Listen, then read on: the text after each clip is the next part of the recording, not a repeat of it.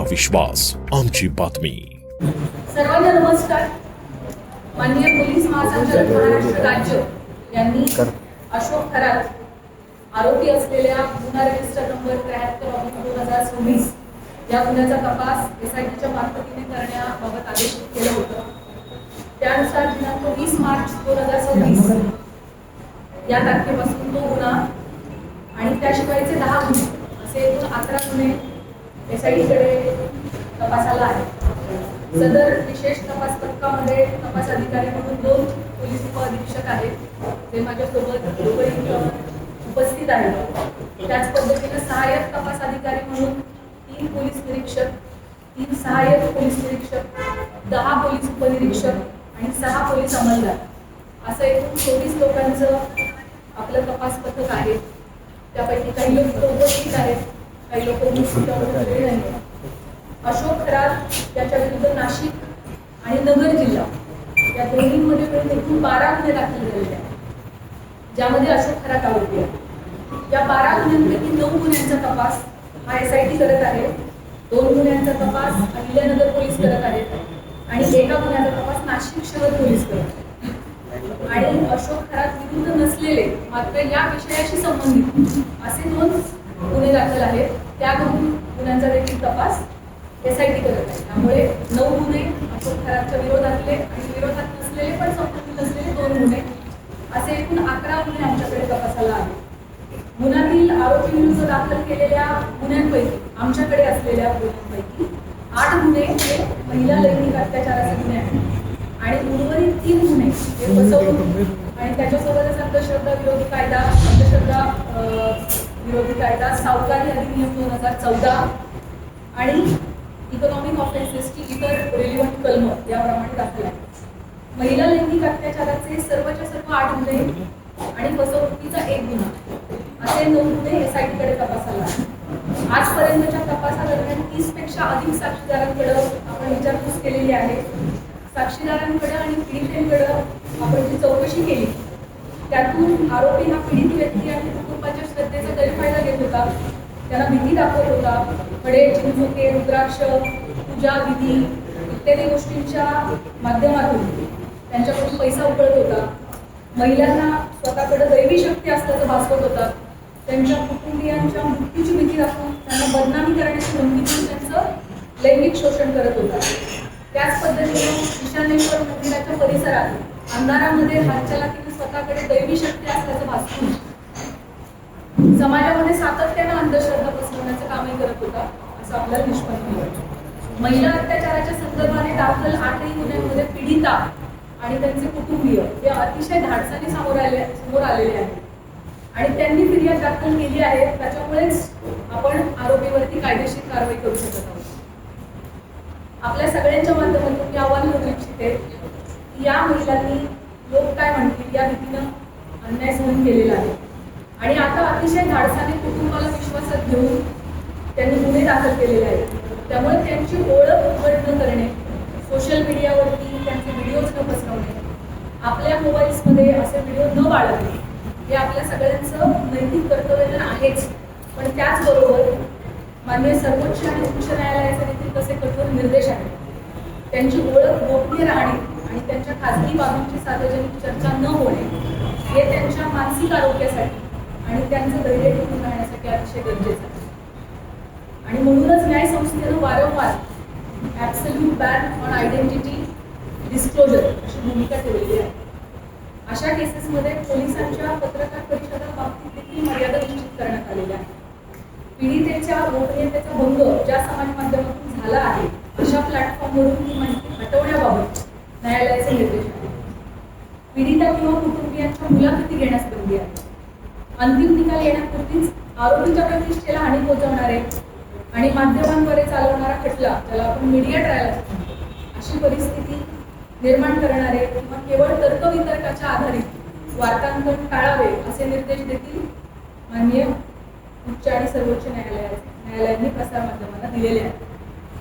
कलम 72 BNS लैंगिक अत्याचाराच्या पीडितांची ओळख उघड करणाऱ्यांना शिक्षेस पात्र ठरवते.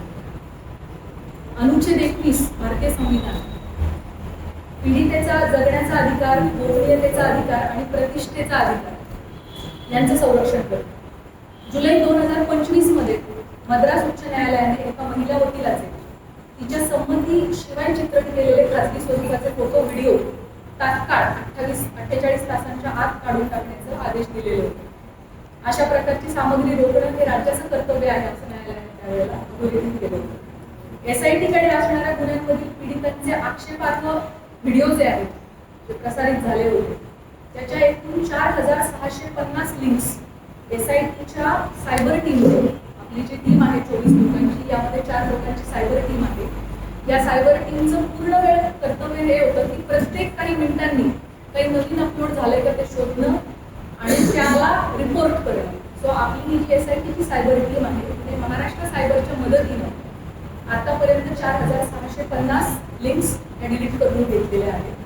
त्याच पद्धतीने सोशल मीडियावरती आक्षेपार्ह पोस्ट पुन्हा पुन्हा टाकणाऱ्या एकूण 451 अकाउंटला कायमस्वरूपी काढून टाकण्यात आले आहे. पीडितांचे आक्षेपार्ह व्हिडिओ प्रसारित केल्याप्रकरणी आतापर्यंत 2 गुन्हे देखील दाखल झालेले आहेत. सदरचे गुन्हे सातपूर पोलीस स्टेशन नाशिक शहर आणि कोपरगाव पोलीस स्टेशन अहिल्यानगर या ठिकाणी दाखल असून संबंधित घटकच त्याचा तपास करत आहेत आणि त्यामध्ये आजपर्यंत एकूण 6 आरोपींना अटक देखील करण्यात आलेली आहे. दिल्ली उच्च न्यायालयाने अलीकडेच एका विनयभंगाच्या प्रकरणाशी संबंधित बदनामीकारक स्वरूपाच्या सोशल मीडिया पोस्ट्स काढून टाकण्याचे आदेश दिलेले आहेत आणि आरोपीची प्रतिष्ठा जपण्यासाठी आणि त्याला निपक्ष सुनावणी मिळण्याची खात्री करण्यासाठी न्यायालयाने ही स्टेप घेतली. SIT कडे असणारे सर्वच तपास हे अतिशय संवेदनशील प्रकारचे असल्यामुळे त्याविषयीची जी माहिती आपल्याला सांगणं शक्य आहे ती माहिती मी आपणास याद्वारे दिलेली आहे. आपल्या सगळ्यांच्या मनामध्ये या प्रकरणाविषयी अनेक प्रश्न आहेत, मला त्याची पूर्णतः कल्पना आहे. त्यापैकी बहुतांश प्रश्नांना स्पर्श करण्याचा मी प्रयत्न केलेला आहे. या प्रकारच्या गुन्ह्यामध्ये BNS सेक्शन 93 BNSS प्रमाणे गुन्हा दाखल झाल्यापासून 60 दिवसांच्या आत आपल्याला दोषारोपपत्र दाखल करणं आवश्यक असतं. आपल्याकडचा या प्रकारचा पहिला गुन्हा नाशिक शहरामध्ये 17 मार्च 2026 रोजी दाखल झालेला आहे आणि SIT कडे त्याचा तपास 20 तारखेला आला, 3 दिवसानंतर. त्याचे ऑलरेडी 20 दिवस संपलेले आहेत आणि आणखी 40 दिवस अवधी आपल्या हातामध्ये आहे पहिल्या गुन्ह्यासाठी. आणि उरलेले जे 7 गुन्हे आहेत ते देखील पुढच्या आठवडाभराच्या कालावधीत दाखल झालेले आहेत. त्यामुळे 40 दिवसानंतर पुढच्या आठवडाभरात या उरलेल्या सगळ्या गुन्ह्यांचे देखील डेडलाईन जी आहे ती जवळ येईल. त्यामुळे असं आपण म्हणू शकतो की 40 ते 45 दिवसांमध्ये या 8 गुन्ह्यांचा तपास आपल्याला पूर्ण करणं आवश्यक आहे. तरी या सर्व गुन्ह्यांमध्ये चांगले पुरावे गोळा करून तपास वेळेत पूर्ण करण्याची SITचे प्रयत्न सुरू आहे. त्यासाठी सर्वतोपरी प्रयत्न संपूर्ण टीम करत आहे. आपल्या सर्वांना विनंती आहे की पीडितांना कोणत्याही प्रकारे मनस्ताप होणार नाही याची समाज म्हणून आपण सगळ्यांनी काळजी घेऊयात. तुमच्या माध्यमातून ही आव्हान, ही विनंती मी सर्वांना करू इच्छिते. आपल्या मनामध्ये पदाधिकारी, अधिकारी यांना SIT कडून बोलवण्यात येणार आहे का, किंवा अमुकला आपण का बोलवले नाही, कधी बोलवणार आहे, अशा प्रकारचे देखील अनेक शंका आणि प्रश्न असू शकतात. अनेक पत्रकार, सामाजिक कार्यकर्ते यांनी वेळोवेळी मला मेसेज करून या प्रकारच्या प्रश्नांची विचारणा केलेली आहे. त्याबाबत मी सांगू इच्छिते की आपल्याकडे दाखल गुन्ह्यामध्ये फिर्यादी आणि साक्षीदार जे सांगतात त्याच्या अनुषंगाने तपास होत असतो. तपासादरम्यान जे पुरावे समोर येतात त्याप्रमाणे पुढील तपास केला जातो. पुराव्याच्या आधारे कोण व्यक्ती सह आरोपी आहे का हे पाहिले जाते. त्यानुसार त्याची चौकशी आणि त्याच्यावरची इतर कायदेशीर कारवाई केली जाते. त्यामुळे या गुन्ह्यांच्या बाबतीमध्ये देखील हा गुन्हा घडण्यासाठी मुख्य आरोपी सोडून इतर कोणी कारणीभूत ठरलं आहे का, कोणी याची इकोसिस्टीम निर्माण करण्यामध्ये सहाय्यभूत ठरलेलं आहे का, या अंगाने सुद्धा आपण तपास करत आहोत. या गुन्ह्यांची पार्श्वभूमी तयार करण्यासाठी कोणी मदत केली आहे का, याबाबत पुराव्याविषयी जर आपल्याला निष्पन्न झालं तर त्याविषयी निश्चित कायदेशीर कारवाई केली जाईल. त्याबाबत आपण कोणीही मनामध्ये कुठल्याही पद्धतीची शंका कृपया बाळगू नये. गेले 17 दिवस SIT या गुन्ह्यांचा तपास करत आहे. आमचा तपास अजूनही सुरू आहे. त्यामुळे बहुतांश प्रश्नाची उत्तरं मी दिलेली आहेत. काही प्रश्न कदाचित अनुत्तरित राहिलेले असतील, परंतु जसजसा तपास पुढे जाईल तशी तशी आपल्याला त्या प्रश्नांची पण उत्तर मिळतील. महत्त्वाच्या टप्प्यांवरती SIT कडून आपल्याला ब्रीफिंग दिले जाईल. चार्जशीट दाखल होईपर्यंत आपल्याला या प्रकरणाची गोपनीयता बाळगणं अतिशय आवश्यक आहे. तरी मी आपल्या सगळ्यांकडून सहकार्याची अपेक्षा बाळगते. यापूर्वी अशोक खरात याला पहिल्या गुन्ह्यामध्ये एकूण 14 दिवस पोलीस कोठडी मिळाली होती. ती दिनांक 31 रोजी संपली. दिनांक 1/4/2026 रोजी आपण दुसऱ्या गुन्ह्यात त्याला अटक केली आणि न्यायालयासमोर हजर केले. दिनांक 2 पासून 7 दिवसांची पोलीस कोठडी उद्या दिनांक 8/4/2026 पर्यंत माननीय न्यायालयाने मंजूर केलेली आहे. आता यानंतर पुढील गुन्ह्यामध्ये पोलीस कोठडी आपल्याला मिळावी यासाठी आपण माननीय न्यायालयाला विनंती करणार आहोत. या दरम्यान तुम्हाला माहीत आहेच की काही कारणांसाठी आपण VC-द्वारे न्यायालयामध्ये आरोपीला हजर करण्याची परवानगी मागितली होती आणि मागच्या हेअरिंगच्या वेळेला माननीय न्यायालयाने तशी परवानगी आपल्याला दिली होती. कराडच्या आर्थिक व्यवहार, प्रॉपर्टीज इत्यादींच्या अनुषंगाने देखील आपल्या मनात भरपूर प्रश्न आहेत, त्याची मला कल्पना आहे. त्याबाबत मी सांगू इच्छिते की या प्रकरणामध्ये ईडीने दखल घेतलेली आहे. ईडीने विशेष तपास पथकाला जी माहिती मागितली आहे आमच्याकडून ती सगळी माहिती आम्ही त्यांना पुरवलेली आहे आणि भविष्यात देखील ईडीला आमचं पूर्णपणे सहकार्य असणार आहे. भारतीय राज्यघटनेच्या कलम 51 अ मध्ये भारतीय नागरिकांची मूलभूत कर्तव्ये सांगितलेली आहेत.